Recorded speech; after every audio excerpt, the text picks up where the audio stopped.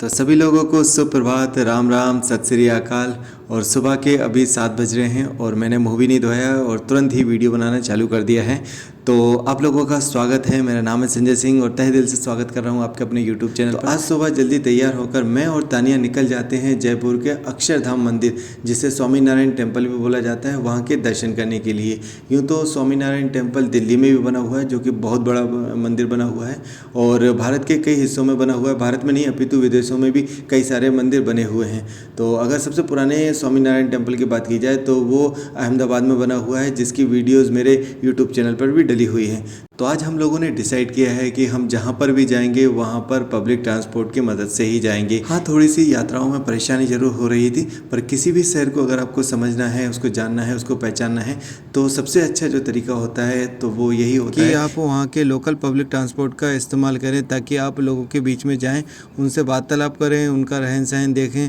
तो यही सब मैं तानिया को दिखाना चाहता था कि लोकल में भारत कैसा होता है। इस खूबसूरत शहर को घूमते हुए हम लोगों को अल्बर्ट म्यूज़ियम के पास में एक चौराहा था, वहाँ पर उतरना पड़ा, क्योंकि यहाँ से हम लोगों को वैशाली नगर के लिए पकड़नी होगी बस, जो कि अक्षरधाम मंदिर जो है वो वैशाली नगर के पास में ही बना हुआ है।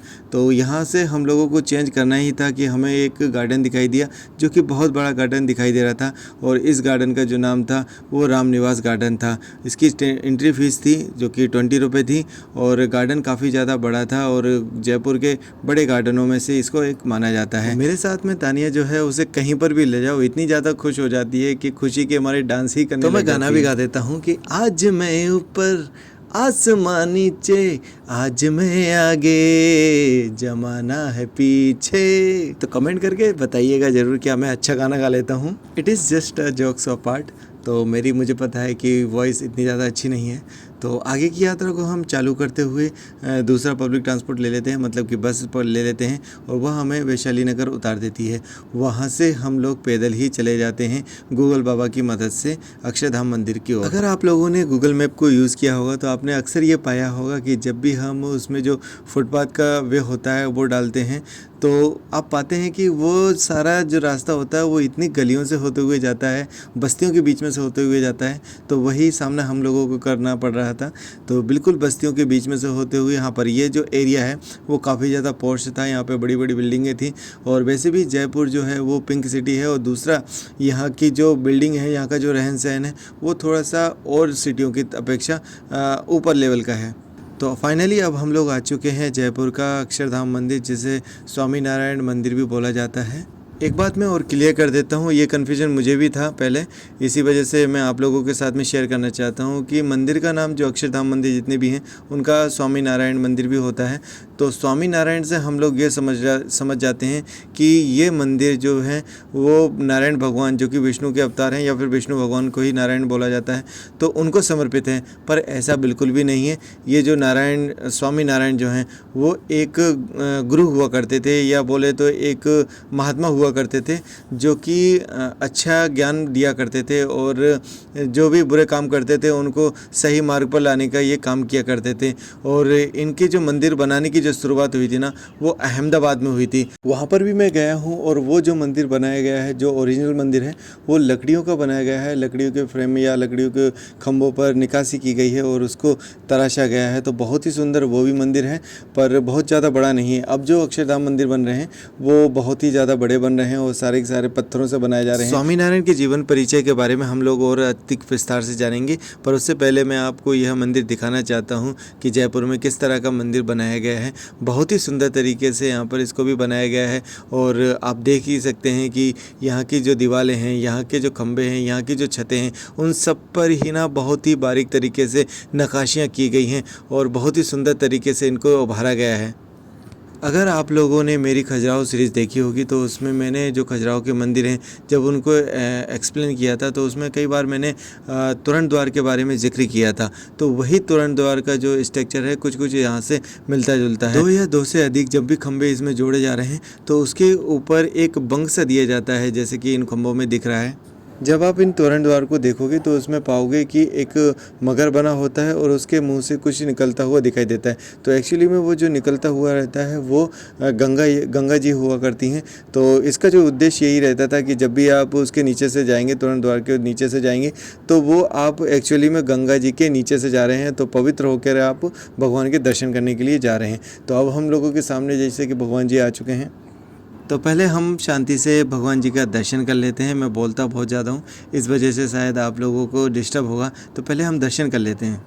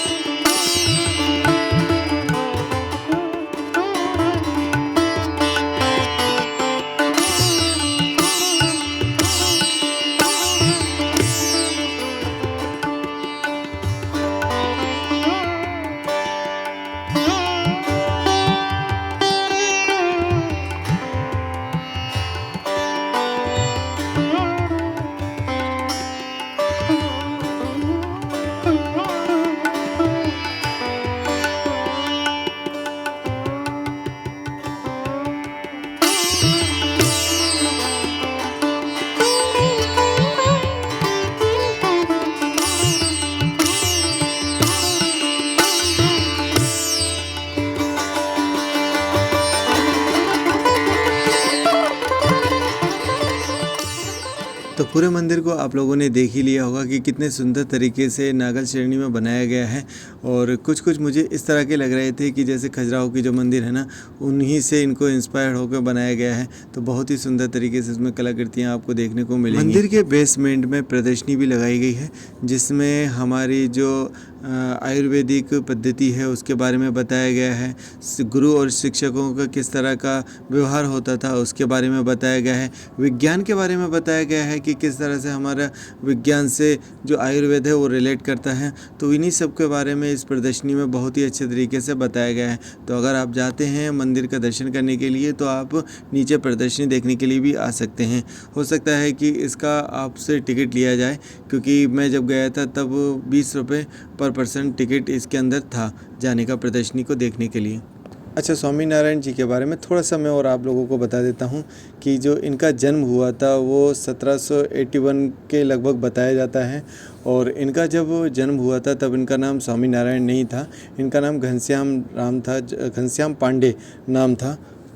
अपने यौवन अवस्था पर आते आते वे बहुत ही ज़्यादा पॉपुलर हो चुके थे और उन्होंने एकाकी धर्म की स्थापना कर दी थी। होता ऐसा है कि अहमदाबाद में, जो कि यहाँ पर व्यापारी लोग बहुत ज़्यादा उस टाइम पे रहा करते थे, अभी भी रहते हैं व्यापारी, और वो बहुत ज़्यादा परेशान थे लुटेरों से। यहाँ के जो ग्रामीण होते थे या आसपास के जो लोग होते थे वो उन व्यापारियों को लूट लिया करते थे। तो इसी के समस्या का समाधान लेकर वो स्वामीनारायण जी के पास में पहुँचते हैं और उनसे अपनी विधाएं बताते हैं कि इस तरह से हम लोगों के साथ में होता है।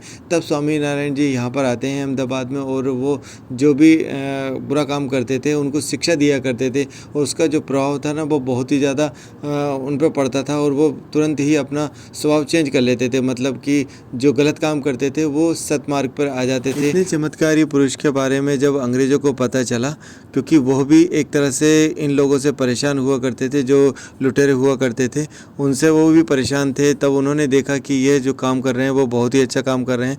तब उन्होंने यहाँ पर अहमदाबाद में कुछ ज़मीनें उनको मंदिर बनाने के लिए दी थी, और कुछ दान भी किया था ताकि वह इस मंदिर को बनाने का जो कार्य है उसको पूर्ण कर सकें।